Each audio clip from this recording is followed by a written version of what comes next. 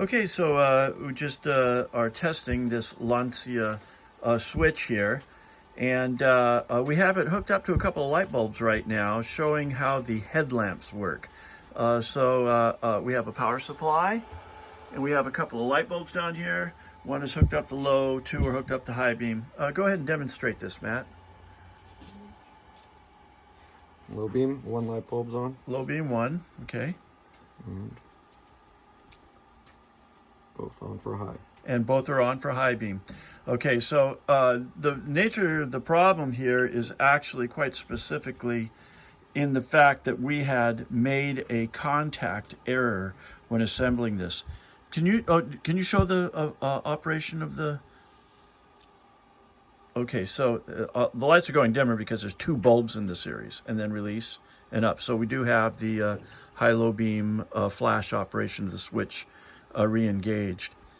So that's operational, and again, you know, it was because of this unique portion of the switch, which I'll discuss in a second.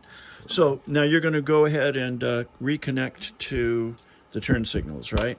Okay. I got it. I'm gonna do the push switch. Oh, the push switch is at the end? Okay. So that's just one. There's one contact push switch. I gotta rewire for the other. And a little rewiring. This switch is very similar to early Ferraris, except for the headlamp portion. The Ferrari turn signal combination switch is only a one-arm switch. Okay, so you can do, and there's the switch on the other arm functioning. Great. So yeah, this switch is unique for the Lancia, being a two-arm switch, but the turn signal switch mechanism of it is all very similar to early Ferrari 250 and several others, and we're quite familiar with that, and we've already gone through and stabilized many of the components in it. So that is that is a turn signal. Don't worry about which is right side up and upside down. That's one side, and then there's the other side, and then go to neutral.